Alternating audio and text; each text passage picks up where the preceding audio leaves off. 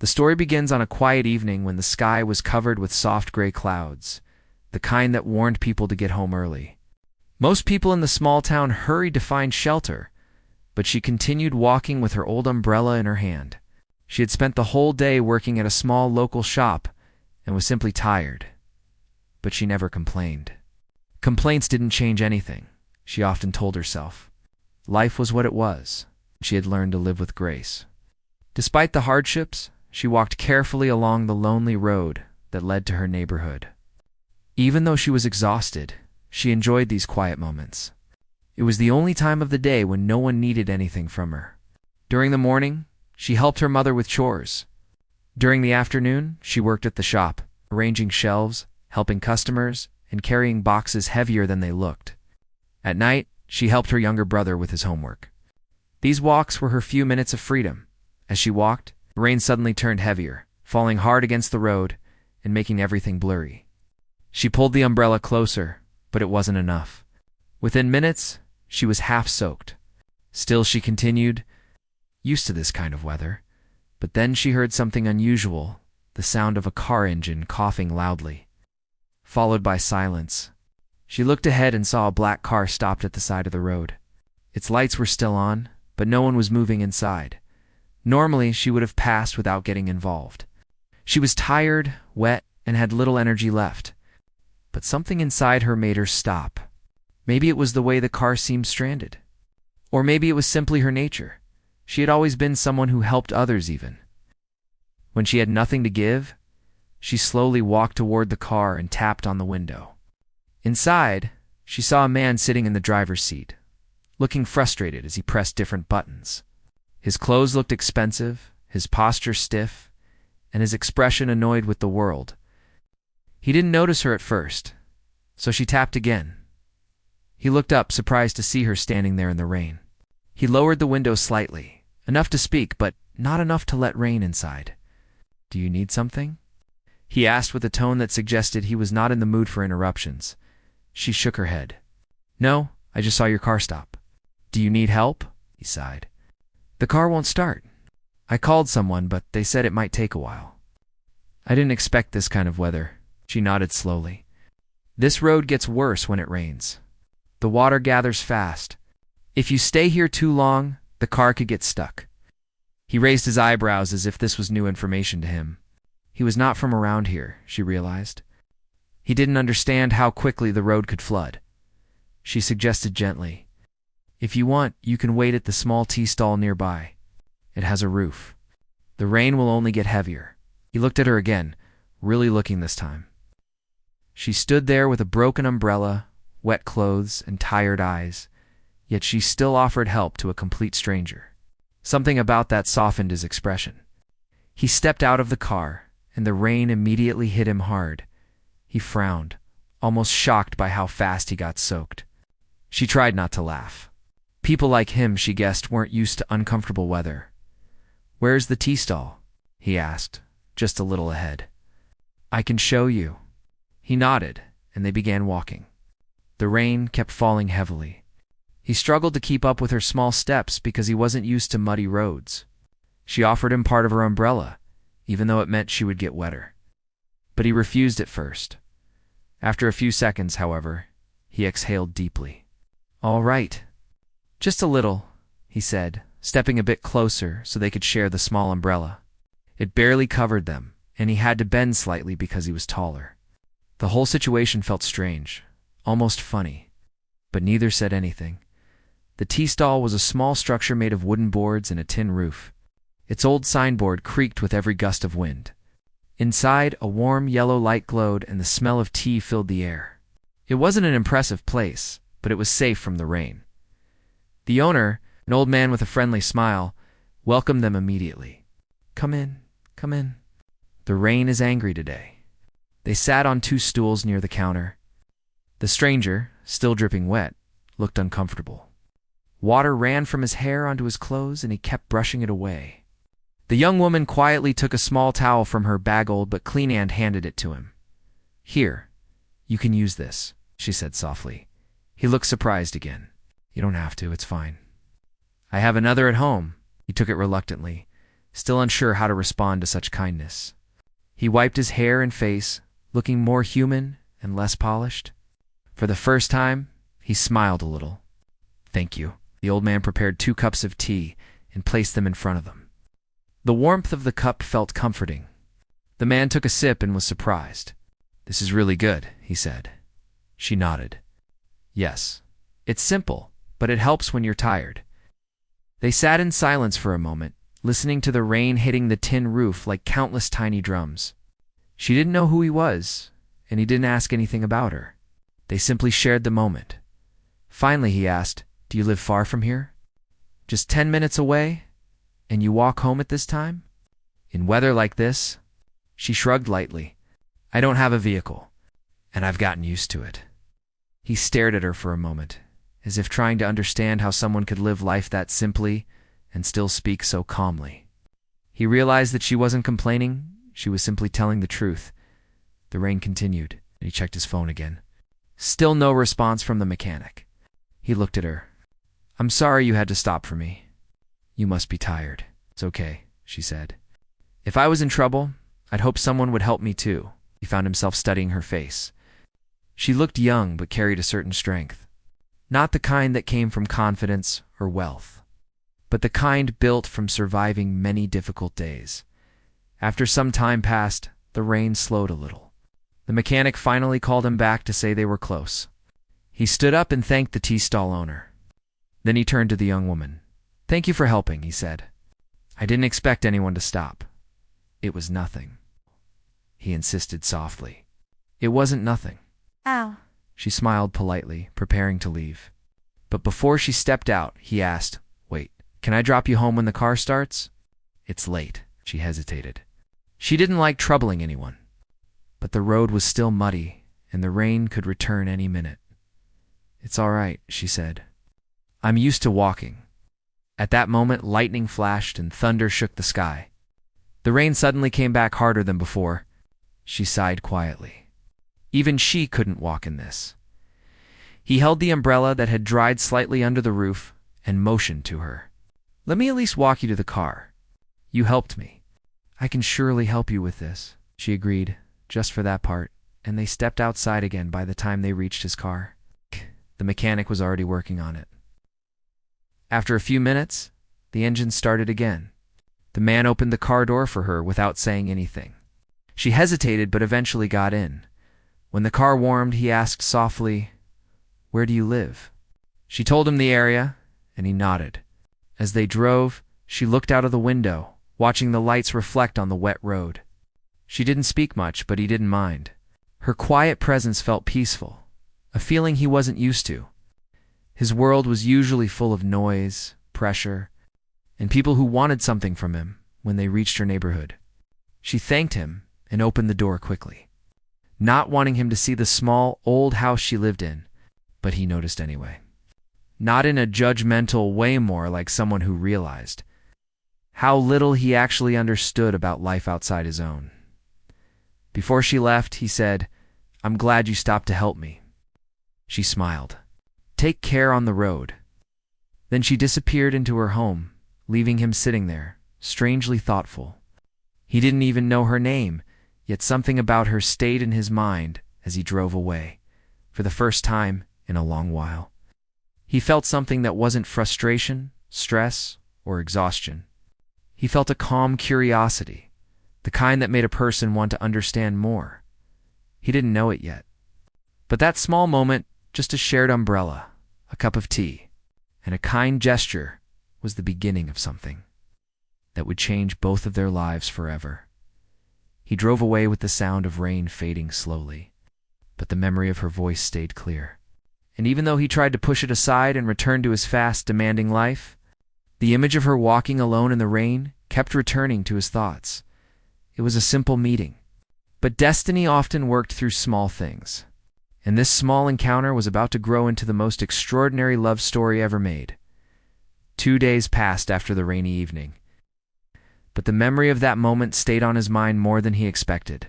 He had returned to the city, back to the tall buildings. Loud phones, long meetings, and endless responsibilities that filled his life.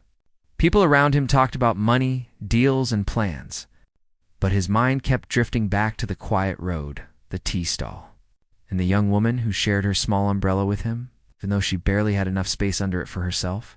He tried to brush it off as a simple act of kindness from a stranger. But something told him it wasn't that simple. In his world, people rarely helped without expecting something in return. Yet she expected nothing. She didn't even ask for his name. She didn't try to impress him, didn't treat him like someone important, didn't act nervous or excited. She was simply herself, kind and honest. That alone made her unforgettable. On the third day, after a long meeting, he sat in his office staring at his phone. He didn't know her name, where she worked, or anything else about her. All he knew was the road where he met her. He didn't understand why it bothered him so much. But there was a small pull inside him, a feeling he hadn't felt in years. It was not love, not yet. It was something quieter, a soft curiosity, a gentle wish to see her again, to understand her world better, or maybe to thank her properly for the simple kindness she showed. After spending an hour thinking about it, he finally gave in to the quiet voice inside. He grabbed his keys and left the building without telling anyone where he was going. His assistant called out to him, but he simply waved a hand and walked away. It took him 1 hour to reach the small town again. The road looked different under the bright sun. It was dry, quiet, and peaceful. He stopped near the tea stall first, hoping the old man might recognize him or mention the young woman. The owner smiled the moment he saw him. "You again?" the old man asked warmly. "This time, no rain to make trouble?" He smiled. "No trouble today." He ordered a cup of tea, partly to be polite, partly because it reminded him of that peaceful moment. As he waited, he finally gathered the courage to ask, "The young woman I came here with the other day, do you know where she lives?" The old man nodded slowly. "Yes, she lives nearby. She walks this road every day. She is a good girl, quiet, hardworking." Something about the way he described her made the man even more curious. "Where does she work?" he asked. "At the small shop near the market," the owner replied. "She helps the lady who runs it." He thanked the man, finished his tea, and walked toward the market. He didn't know what he would say when he saw her. He wasn't even sure showing up like this made sense. But something inside him kept pushing him forward. He reached the shop and saw her inside, arranging boxes on the shelves. She didn't see him at first. She was carefully placing bottles, making sure they were straight and neat. Her movements were steady and focused. She looked tired, but she didn't stop. She never wasted a second. He stood there for a moment, watching quietly. There was something peaceful about her presence, something that softened the noise in his mind. Then she finally turned and saw him standing there. Her eyes widened slightly, not in fear or shock, but in genuine surprise. "You?" she said softly, almost like she wasn't sure he was real. He smiled a little. "Yes, I came to thank you properly." She blinked, unsure how to respond. "I already told you. There's nothing to thank me for." "There is," he replied gently. "You helped me when you didn't have to." She looked a bit embarrassed. She picked up another box and placed it on the shelf. "Anyone would have done the same," he shook his head. "You and I both know that's not true." She didn't argue, but she didn't take credit either. That was who she was. The woman who owned the shop noticed him and walked closer. She looked from him to the young woman with curious eyes. "Is everything all right?" she asked. "Yes," the young woman replied quickly. "He was just leaving." He almost laughed. She clearly didn't want to cause attention. She didn't want people thinking anything strange. He respected that. He nodded politely to the shop owner. "I won't take her time. I just wanted to return something." He pulled out the small towel she had lent him that night, clean, folded, and neatly pressed. She stared at it, surprised he remembered. "You didn't need to bring that back," she said. "I wanted to," he replied simply. She took it from his hand slowly. For a moment, their fingers touched, and she quickly pulled her hand back. "A little shy. Thank you," she said in a small voice. He nodded, but he didn't leave right away. He stood there, unsure how to say what he came to say. Finally, he managed, Do you have a few minutes? Maybe during your break? She hesitated. He could see the conflict in her eyes. She wasn't afraid of him, but she wasn't someone who trusted easily. Her life had taught her to stay careful. And now, a man from a completely different world was asking for her time. After a few moments, she said, I have a 15-minute break, but not now, later. He nodded. I'll wait. She looked at him, puzzled. You don't need to wait. You must be busy, he smiled. I have time. Didn't argue further. She returned to her work, and he stepped outside the shop. Standing under a tree to avoid blocking customers, as he waited, he watched the small town around him. Children played on the street. Neighbors greeted each other warmly. People lived simply, worked hard, and cared about one another. It was so different from his world, where trust was rare and kindness was almost always about advantages. He realized he was drawn to this place because of her. She was a part of this world, quiet, honest, human. She lived without pretending to be someone else. It was refreshing. After an hour, she finally stepped outside for her break. She walked toward him slowly. You really waited, she said. I said I would. They walked toward the side of the market where there was a small bench. She sat down carefully, and he sat a little distance away so she wouldn't feel uncomfortable. For a while, neither spoke. She watched people passing by, and he watched her, wondering how someone could seem so calm even when the world was heavy on her shoulders. Finally, she said, Why did you come back? He took a slow breath. Because I wanted to see you again. She stared at him, confused. But why? I didn't do anything special. To you, maybe it wasn't special. But to me, it meant something, he said quietly. I'm surrounded by people all the time, but it feels like no one really sees me. That night, you didn't see someone rich or important. You saw a person stuck in the rain. That meant something. She lowered her eyes, unsure what to say. Compliments made her uncomfortable. She wasn't used to attention or praise. He continued, I know this might seem strange. I just wanted to know you better. If that's okay. She looked up slowly. I don't know what to say. You don't have to say anything now, he assured. Just let me talk to you sometimes. If you're comfortable with that, she thought about it for a moment. In her heart, she knew he wasn't dangerous. He didn't talk to her like someone who wanted anything from her. His voice had sincerity, something rare in her world too. Maybe, she said softly. Just one word, but it was enough to make him smile. Their conversation continued slowly in small pieces. He asked about her day, her family, her routine. She answered honestly, but briefly. He didn't push her into sharing more than she wanted. He respected her quiet nature. When her break ended, she stood up. I have to go back. He nodded. I understand. I'll stop bothering you. You weren't bothering me, she said softly, surprising herself. He looked at her for a moment, grateful for that simple sentence. Before she returned to the shop, she stopped and said, Thank you for the towel. Thank you for saving me in the rain, he replied. She smiled shyly, then disappeared back into the shop. He stood there for a few seconds, feeling something warm spread through his chest. Before leaving, he glanced back one more time. She was working again, focused and calm. He didn't know what would come next. He didn't even know if he had the right to expect anything. But one thing was clear, he wanted to see her again. Not because she had done anything extraordinary, but because she made the world feel gentler, quieter, real.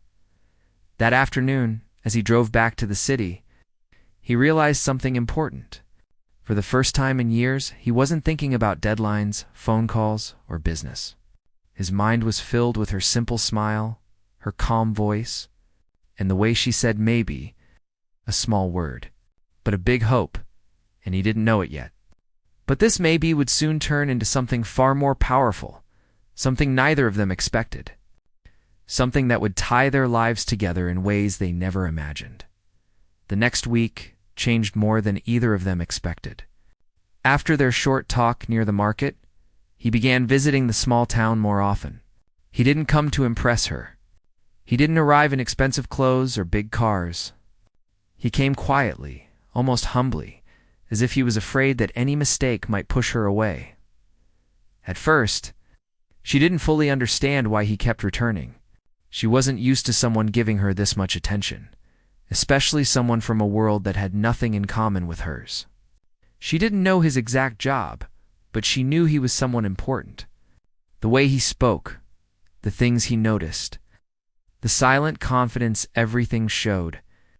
He didn't come from an ordinary life, but what surprised her most was how gentle he acted whenever he was around her.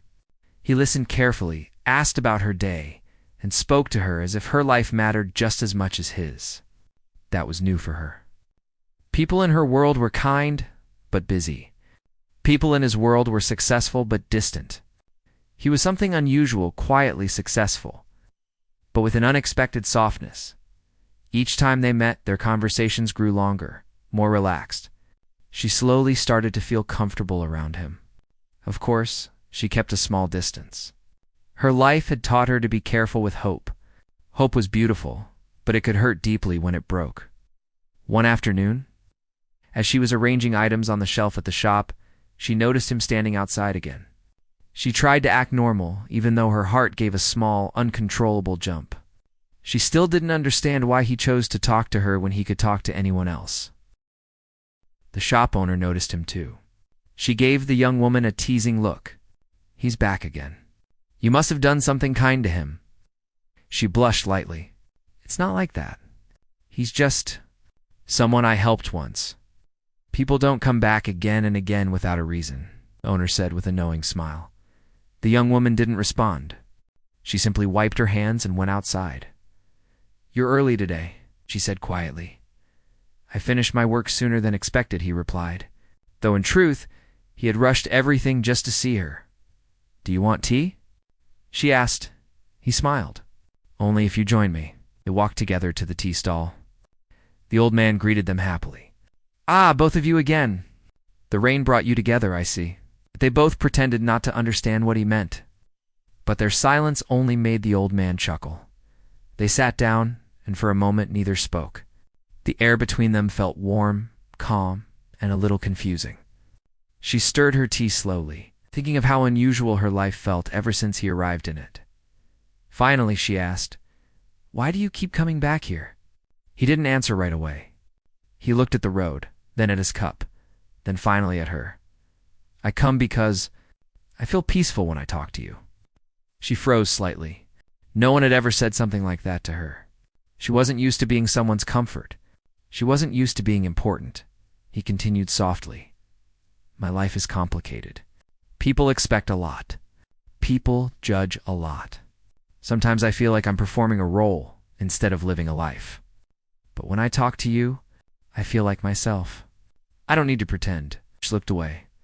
Not because she was uncomfortable, but because she didn't know how to handle such honesty. She had never been the center of someone's quiet longing before.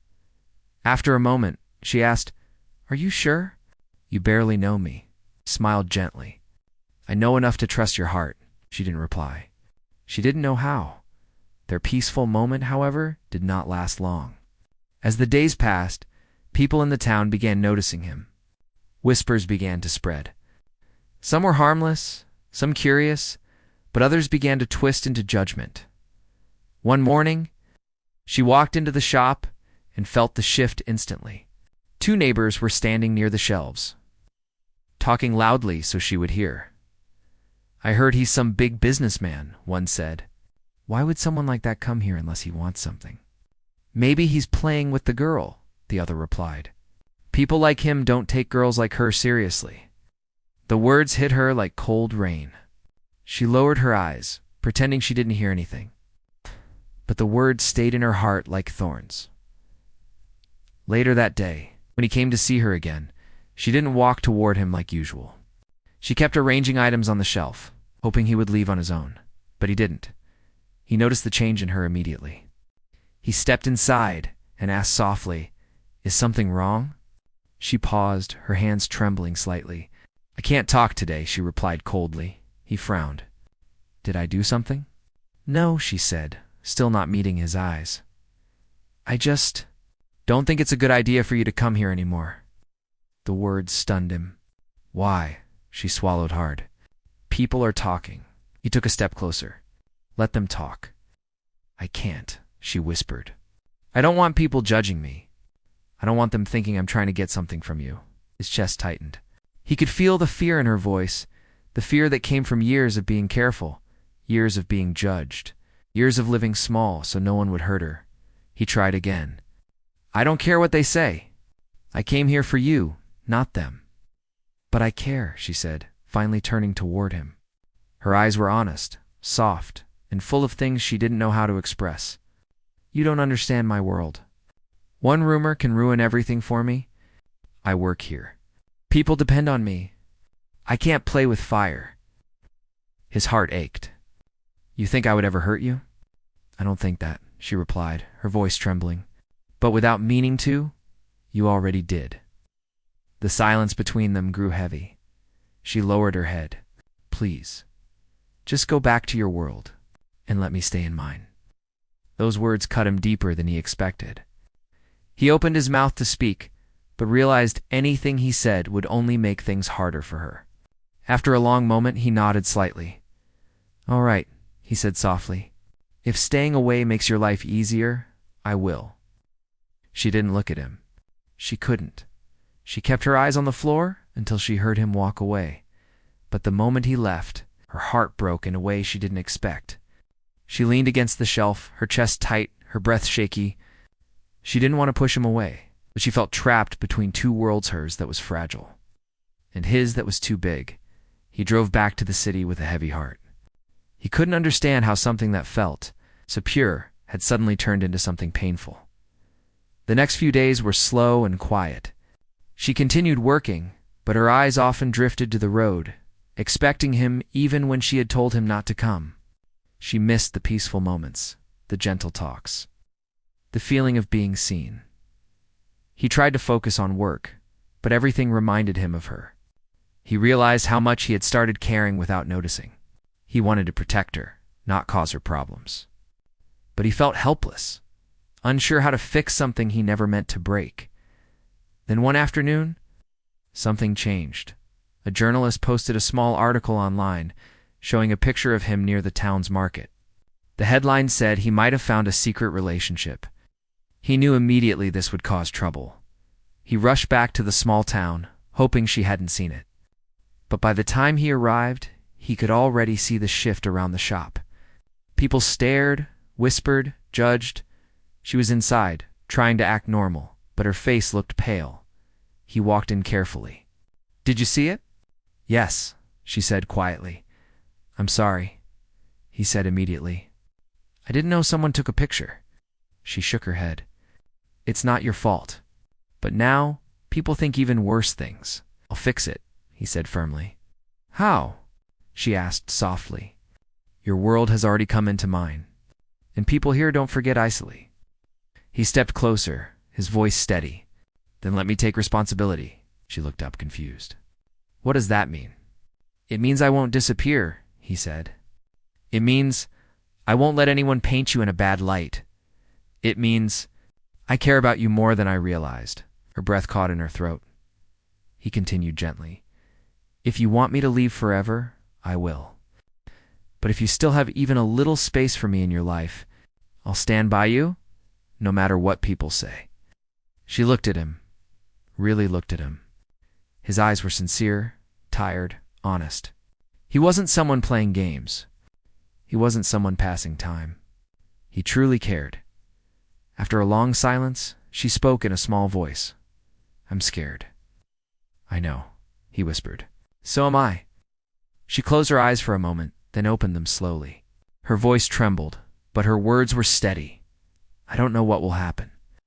I don't know if this is right, but I don't want you to leave. Those words felt like sunlight after weeks of rain. He smiled, not a big smile, but a soft, relieved one. Then I'm not going anywhere. For the first time, she let herself believe that maybe something beautiful could grow between two people who came from completely different worlds. Neither of them knew. Neither knew how deep their story would go. But in that moment, standing in a small shop with whispers around them and a storm inside them, they both made an unspoken promise. They would face whatever came next together. The weeks that followed felt like a strange mix of calm and uncertainty for both him and her. Life had settled into something quiet but not empty. Every day brought small moments that felt more meaningful than the big ones. In a way, those quiet moments were shaping their bond more than anything dramatic ever could.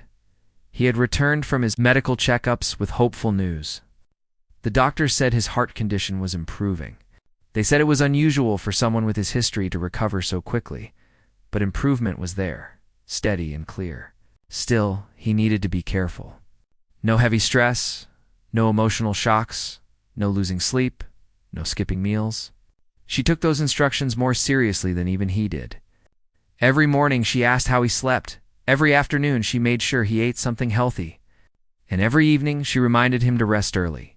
He sometimes laughed and said she sounded like a caring guardian. She always replied that she was simply doing what any decent person would do. Yet deep down, she knew it wasn't just decency anymore. She cared about him in a way she couldn't explain, not yet, maybe not ever, but she cared. One evening, they were sitting outside near the small garden behind the house. The sky was turning orange. He had a blanket over his legs and she sat on a wooden chair beside him. The air was calm. A gentle breeze carried the smell of the flowers she had planted weeks ago. He looked at her with a thoughtful expression. "You know," he said quietly, "I still can't believe you stayed after everything." She glanced at him. "Why wouldn't I stay? Most people leave when things get difficult," he replied. "You didn't." She shrugged, trying to hide the warmth rising in her chest. "Maybe I'm not most people." He smiled, a soft and genuine smile that made him look younger. "No," he said, "you're not." For a while, they didn't talk. They just watched the sky turn from warm gold to soft lavender. He rested his hands on the arms of the chair. And she noticed how steady they were compared to the trembling she saw the night he collapsed. She felt relieved, silently thankful that he was getting better. After a few minutes, he cleared his throat. "Did I ever tell you," he began, "that before all this, before you came into my life, everything felt empty?" She turned her head slightly. "Empty. But you have a huge house, a successful business, so many people who work for you." "That's just noise," he said softly. "Real life isn't made of those things. It's made of moments shared with people who actually care." I didn't have that. She felt her heart tighten, not out of sadness, but out of understanding. She knew what loneliness felt like in ways he might never fully know. She grew up without comfort, without support, without safety most of the time. Hearing someone like him, someone who looked like he had everything, say he felt empty, reminded her that pain doesn't look the same for everyone. "You have it now," she said quietly. He nodded. "I do." The conversation stayed at that gentle depth for a long time. She didn't realize how much had changed between them until moments like this one made it clear. He spoke to her with honesty. She listened with patience. They both found peace in each other's presence, but not everything was peaceful. Rumors. It started spreading in the neighborhood. People noticed how often she stayed inside the house, how she accompanied him to appointments, how close they seemed in public. Some assumed the worst. Others made up dramatic stories. And one afternoon when she went to buy groceries, she overheard two women talking behind her. "Look at her," one whispered loudly. "She's trying to trap him. These girls always go for the rich ones." "She's clever," the other replied. "Acting innocent, acting helpful. You'll see. She plans to get something out of him." Their words hit her like a slap. She didn't confront them. She didn't even look at them. Instead, she kept walking. But the weight of their voices stayed with her all the way home. When she returned to the house, he immediately noticed her quietness. He asked if she was tired, if something bad happened, if she needed help. She said she was fine, but her voice lacked its usual warmth. Later that night, while she was putting away some dishes in the kitchen, he entered the room silently and leaned against the counter. "You're upset," he said gently. She paused. "No, I'm just tired," he shook his head. "I can always tell when something isn't right." She stayed quiet, holding the edge of the counter with both hands. He stepped closer, but not too close. He respected her space more than anything. What happened? He asked in a calm, steady voice. She exhaled slowly. People are talking about me. He nodded once, as if he expected that. People talk about everyone. They think I'm here for the wrong reasons, she said, her voice softer now. They think I want something from you. He watched her for a long moment. Then he spoke with a calm firmness she rarely heard from him. I don't care what they think, but I do, she whispered. He took a small step closer. You shouldn't. She lifted her eyes to him. It hurts. His expression softened. I know, he said. But listen to me. The only people who matter are the ones who truly know your heart. She didn't respond. Her throat felt tight. He took a deep breath and said something she didn't expect. If anyone here has selfish reasons, said softly, it might be me. She blinked, confused. What do you mean? I depend on you more than I should, he replied. I want you around more than I admit. If anyone is being selfish, it's me, not you. The room fell silent. She didn't know what to say. His honesty touched a part of her she tried to keep hidden. She had never felt valuable to someone before. Not like this. It's not in a way that wasn't demanding or conditional. She finally spoke. You're not selfish. You're just human, he smiled faintly. So are you. The next day, something unexpected happened. He called her to the living room. She walked in thinking he needed help with something simple, maybe opening a jar or adjusting a window. But when she entered, she saw a small envelope placed on the table. Sit, he said softly. She sat down slowly, unsure what to expect. He pushed the envelope toward her. What is this? She asked. Open it.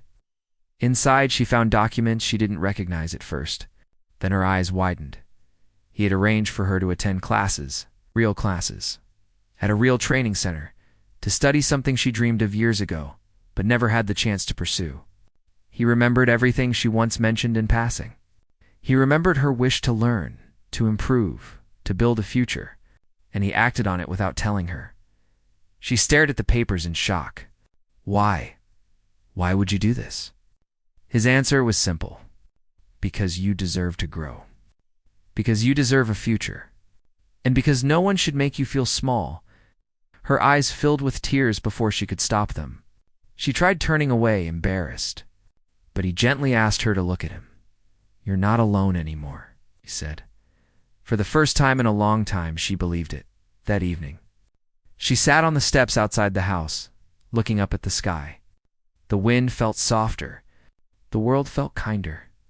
Not because her problems disappeared, but because someone stood beside her in ways no one ever had. He stepped outside after a while and sat beside her. Not too close, not too far. Just enough to show her he was there. You're quiet again, he said. She smiled softly. Not sad quiet. Just thinking about what? She looked at him. About how strange life is. How one unexpected meeting can change everything. He nodded slowly. Yes, he said. Everything. They didn't talk much after that. They didn't need to. The silence between them wasn't empty any. Marit was full of emotions that didn't need words. But destiny wasn't done with them. Something life-changing was waiting just ahead. Something that would test everything they had built, everything they felt, everything they hoped for, and neither of them saw it coming. The morning that changed everything started quietly, almost peacefully.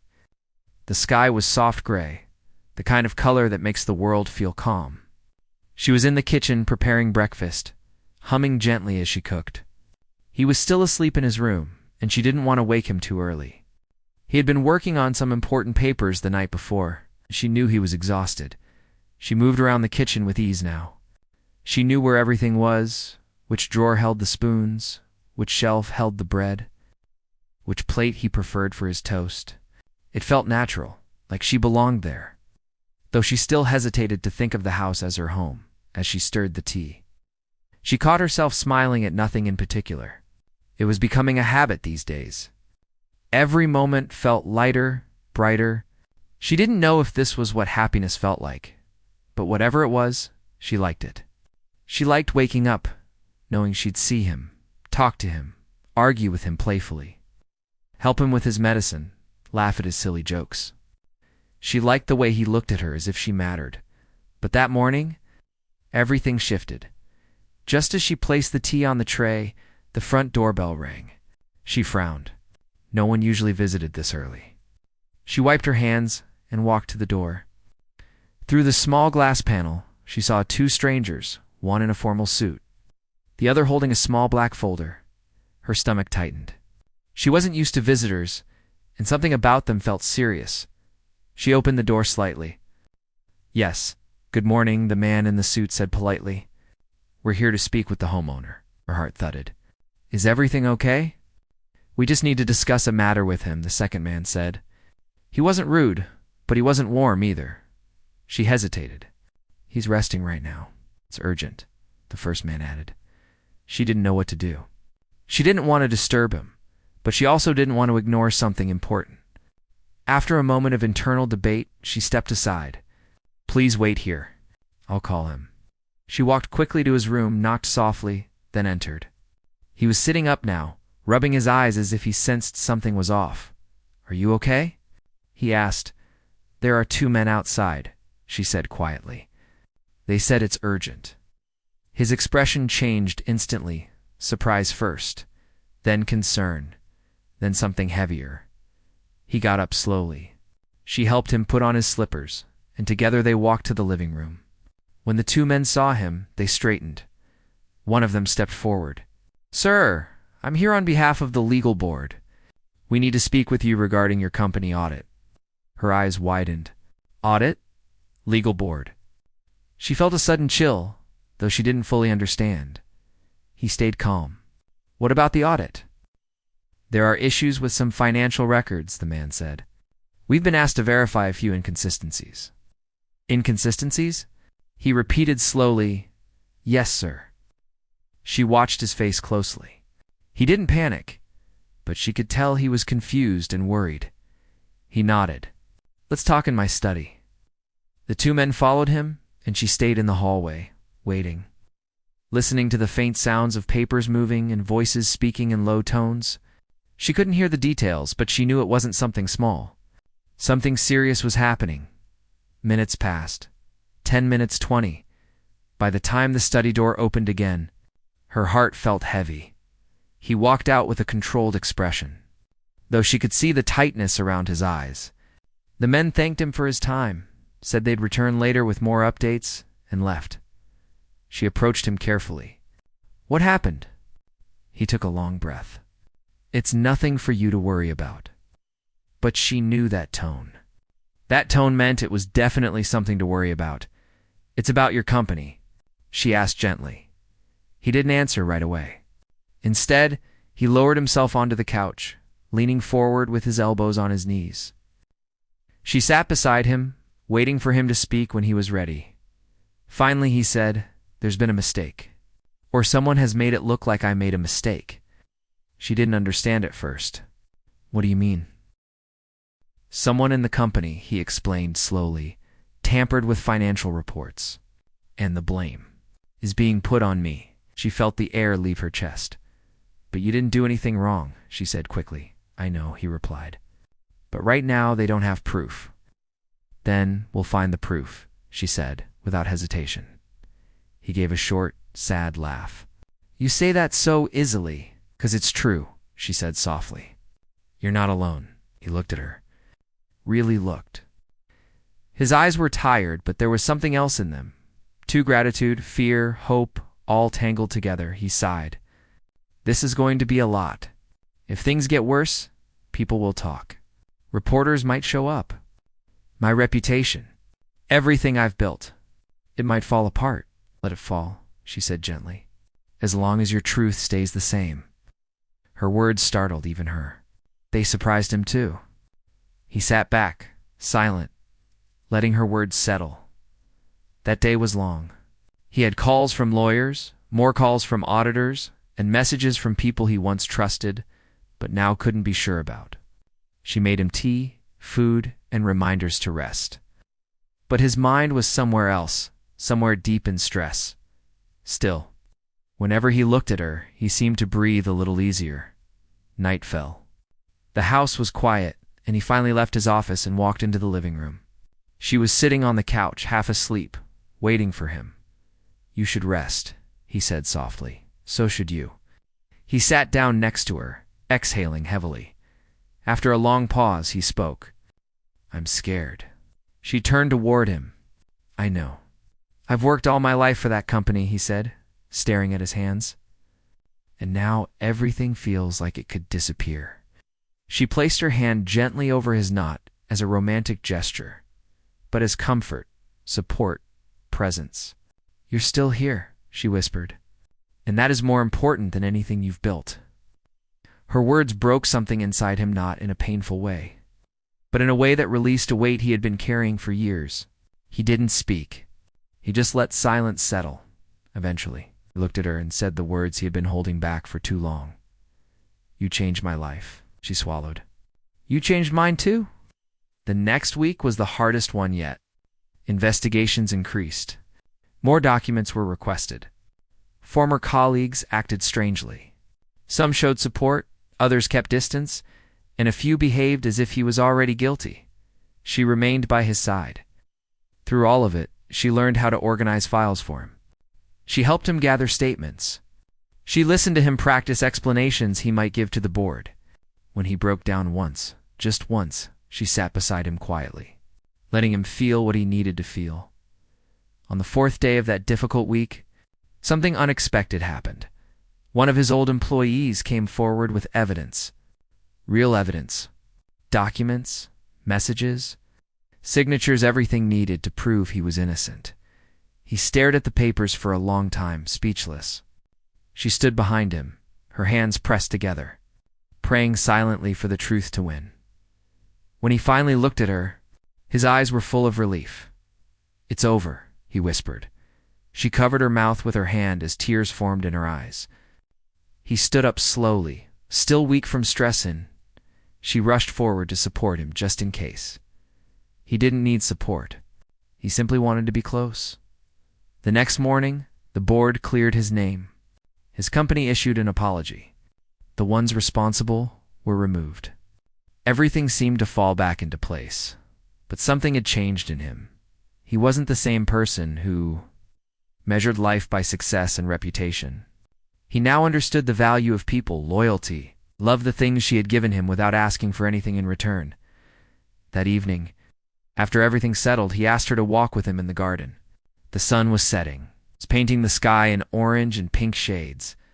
They walked slowly along the small path she had built with him weeks earlier.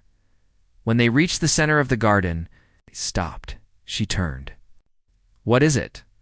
He looked at her with a softness she had never seen before. "I owe so much of my life to you." "You don't owe me anything," she said gently. "I do," he replied. "More than you know. You didn't just help me, you gave me strength. You believed in me when I couldn't believe in myself." She lowered her gaze, unsure what to say. He took a small breath. "I realized something during all this." Her heart beat faster. "I don't want a life without you in it." Her breath caught in her throat. She felt the world around her grow still. "I don't know how to express feelings well," he continued quietly. "And maybe I'm saying this clumsily, but I know this. Every moment you're near me feels lighter. Every problem feels smaller. Every day feels possible." He paused, letting his words find their place between them. "I love you." The words fell softly, but they hit her heart with the force of truth. She didn't answer right away. She needed a second to breathe, to think, to feel. Tears gathered in her eyes, not from sadness, but from a kind of joy she never imagined she would feel. Finally, in a trembling voice, she whispered, "I love you too." The moment hung in the air like a soft dream. They didn't hug right away. They didn't rush. They simply stood there, letting the truth settle into their hearts. Then he reached out. Slowly, carefully, giving her time to accept. She stepped forward, and their hands met gently. It wasn't dramatic or grand. It was simple, real, warm, everything their journey had been. From that day on, their lives moved forward together, not rushed, not forced. They faced challenges, shared laughter, built small dreams, and healed old wounds. She continued her studies. He supported her growth. She supported his health and peace. People still talked sometimes, but it no longer bothered her. She knew the truth. He knew the truth. And that was enough. Their love story didn't begin with fairy tale perfection. It began with loneliness, fear, misunderstandings, and pain. But it grew into something extraordinary, something honest, kind, and deeply human.